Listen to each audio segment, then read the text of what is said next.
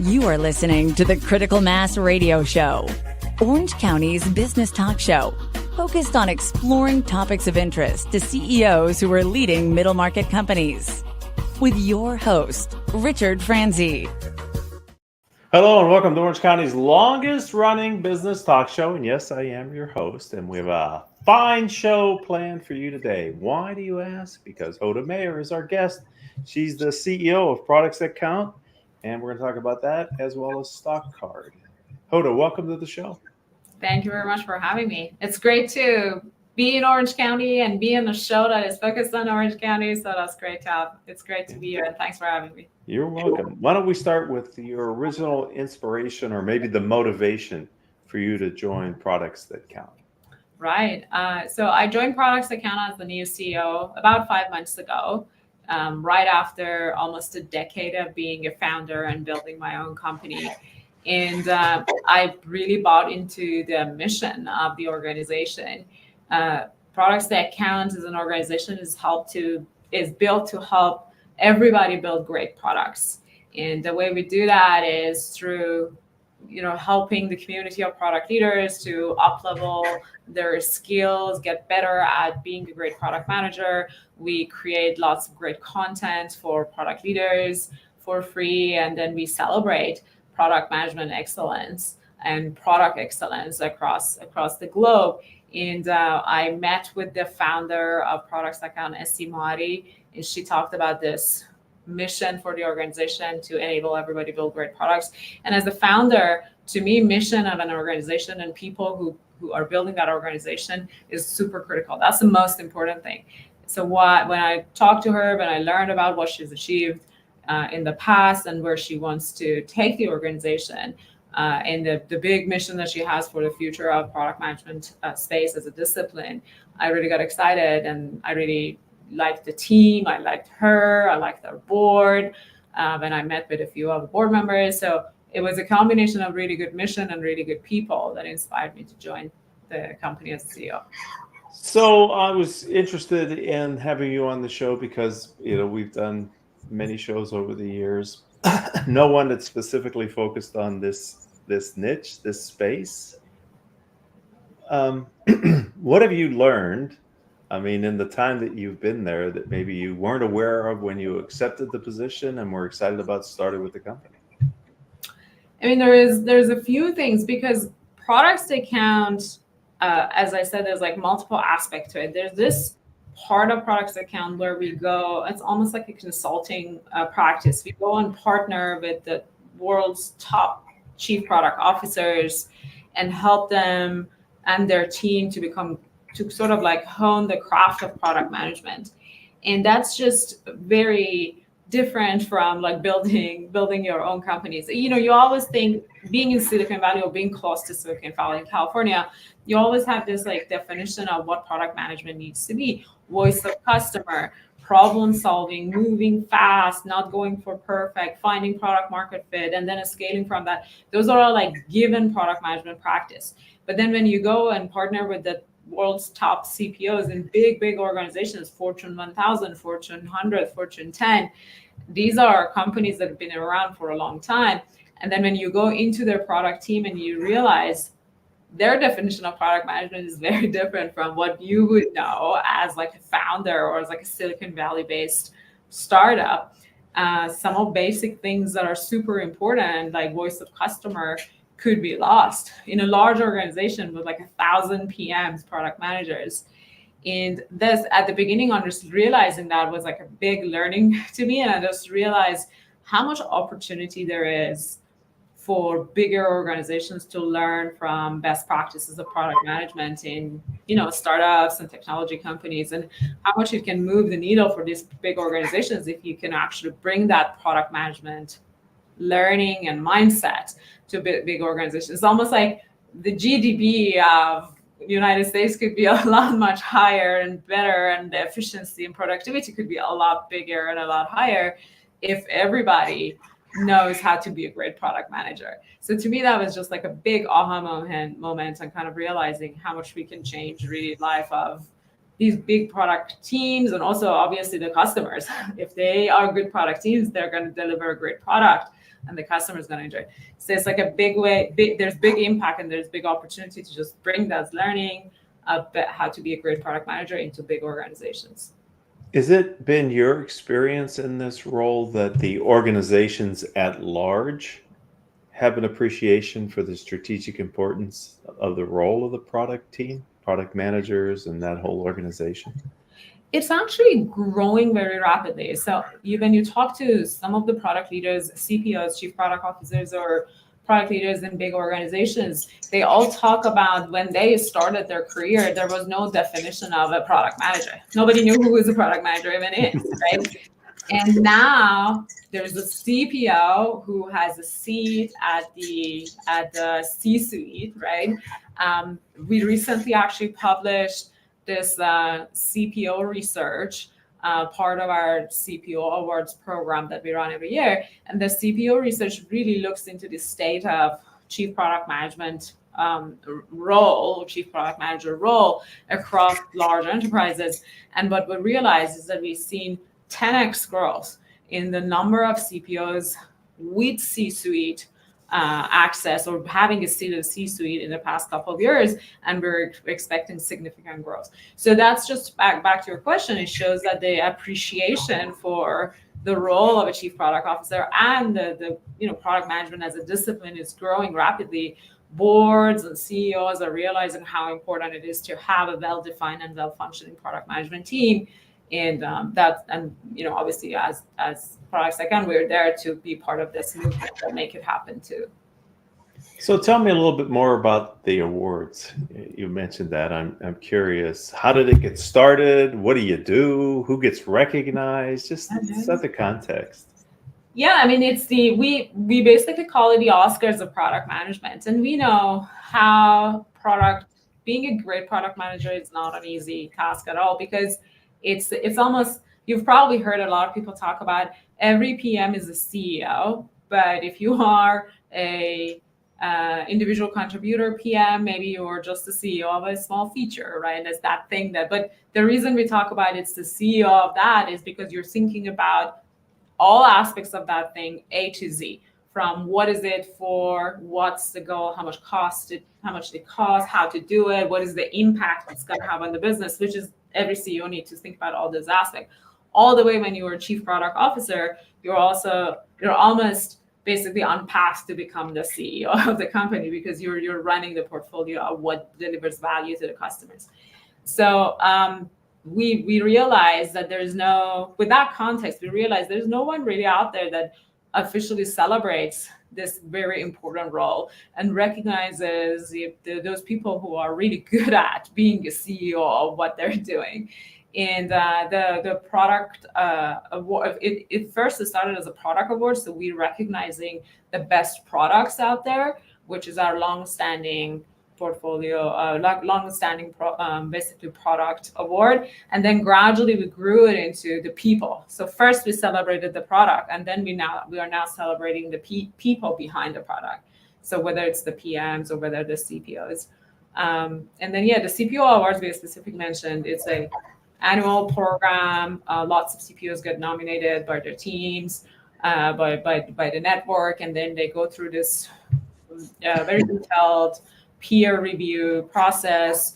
We talk to them, all of this sort of the nominees, to identify who they are, what they want to do, what is their goal, what is their career path, and then they go through this selection process, and then finally a small group win, and then we celebrate their win in a exclusive VIP invite-only event where CPOs who won the award come together, celebrate, but also share best practices with each other. So it not only is like a celebration, but it's also an opportunity for those who are best at what they do to get to know each other and sort of like build their network and community.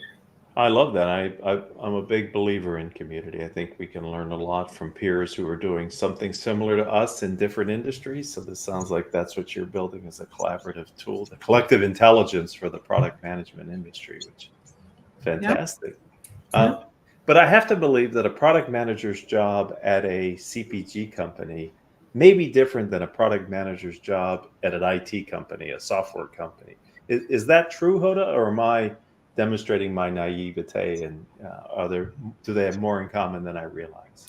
No, I think you're right in terms of the outcome of what they're working on, and the customer they're serving is very different. The problems they're solving are very different. So you're absolutely right that the practice is very different. We commonly hear people say in B2C product management, it always starts from the customer. In B2B context, maybe it doesn't start from customer. Maybe it starts from the problem you're trying to solve, and then it's different where you start. So that's just one example of it. But I'd say from a mindset point of view, it's very different, regardless of which product you're working on or which sector you're focusing on. The mindset of a good product manager or a good product leader is things around growth mindset, customer centricity, continuous improvement, being focused on data, KPI driven, data driven. Those are sort of like a skills and mindset that regardless of what the product you're working on is the same.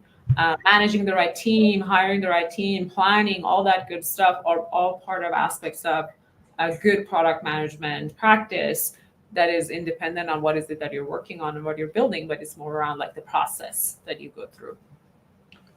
Are you aware of any academic programs tailored to the profession, to other universities? Are there programs people can take? Yes, actually. So it's sort of going back to the idea of a decade ago or 2 decades ago, there was no product management.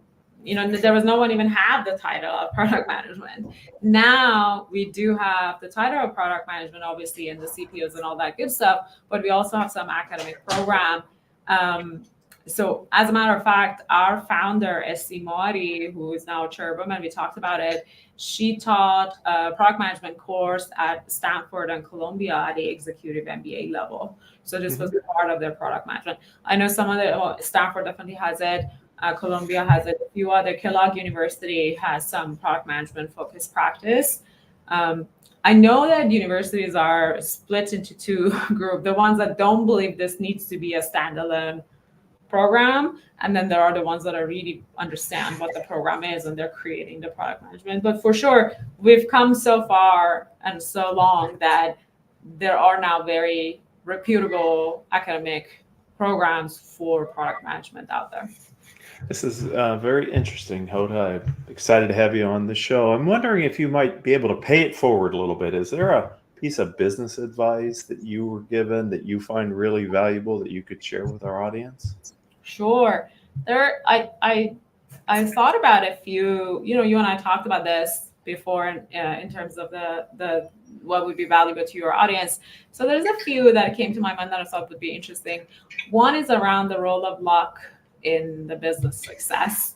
And somebody told me really the outcome of your venture or whatever you're focusing on is some of it is half and half is skill and luck.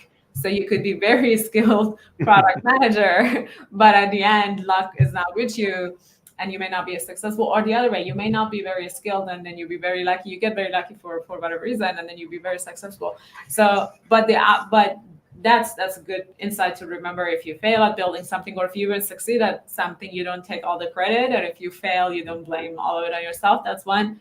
And then there is the next step to it, is that in order to engineer luck, the only way you can engineer luck is to be in more places and to know more people and almost like increase your surface area exposure to the world so that you can get lucky. So the more people you know, and the more sort of events and networks you're connected with, or the more you learn, you increase that luck possibility of getting lucky higher, in your life. So I think that's just having that mindset is a really good business advice of having the mindset of understanding the role of luck, but also planning for engineering luck if you wish to succeed.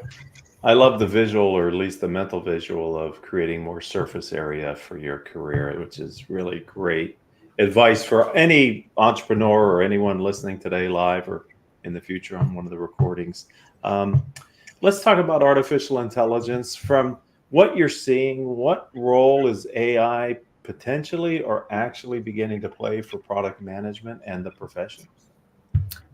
Yeah, it's a really good question, because I've seen a lot of folks are actually scared about like artificial intelligence is stealing their jobs, and I've seen examples of very very well paid people being worried about artificial intelligence replacing them, and so it becomes a very important topic to discuss.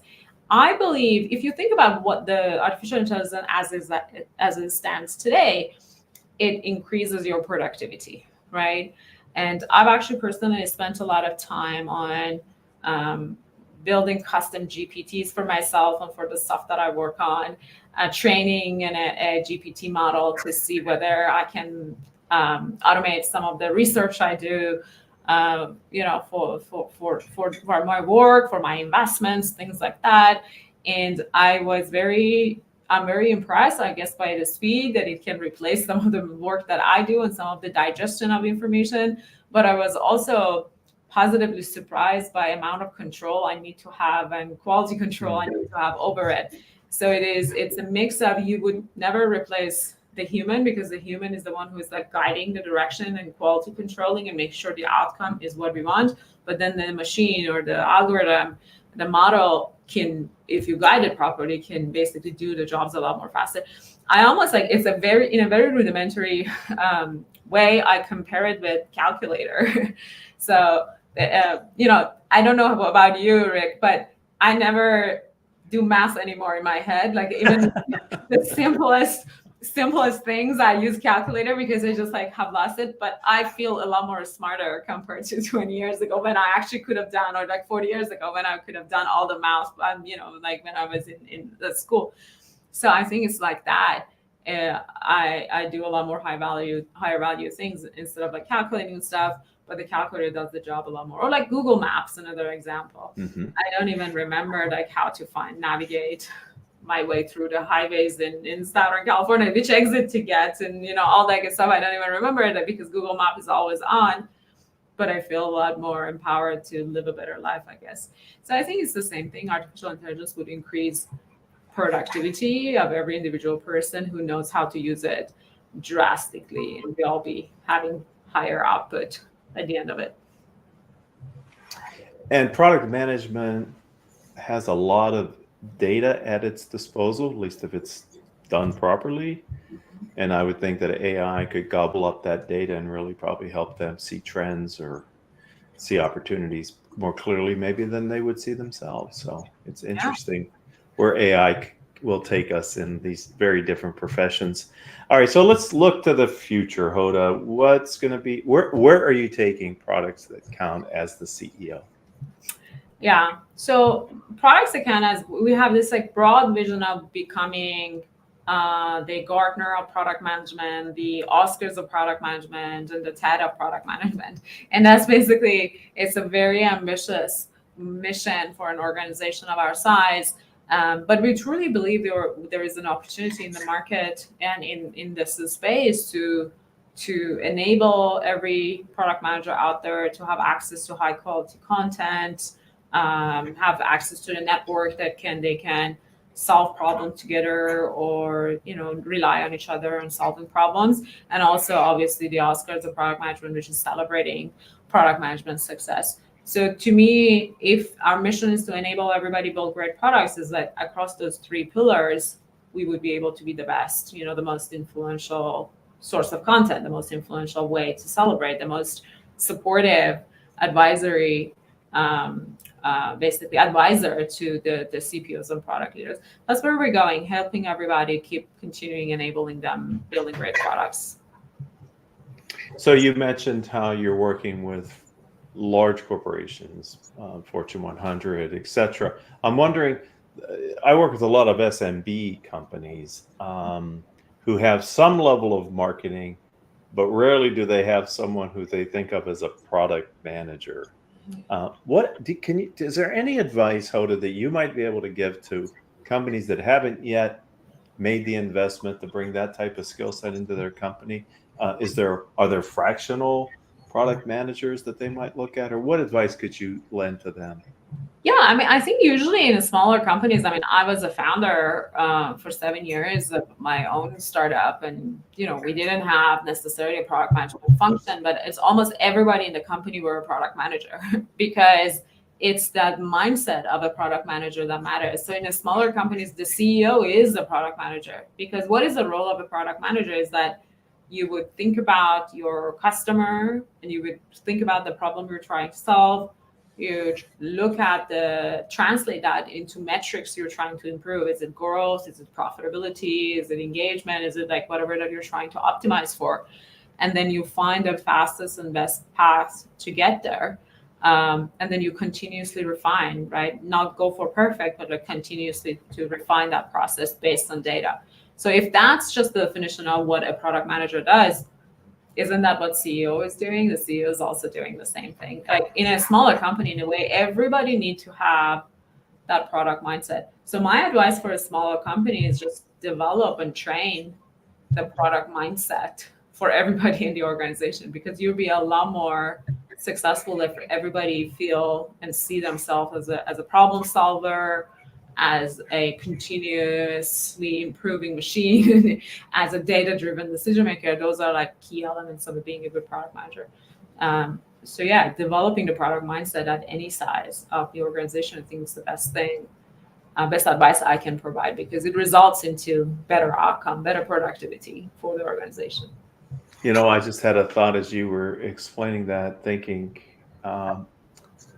maybe a career path for product managers is, yes, to the C-suite and maybe the CEO, but maybe also to become an entrepreneur and to start their own business. They're so well trained in solving problems and listening to customers, which are so critical for, as you know, in a startup, early stage companies. Yeah, I think product managers make great founders, exactly what you were saying, or great founders make great product managers. It goes the other way, because technically your mindset and the approach you have to take in order to be successful is very, very similar.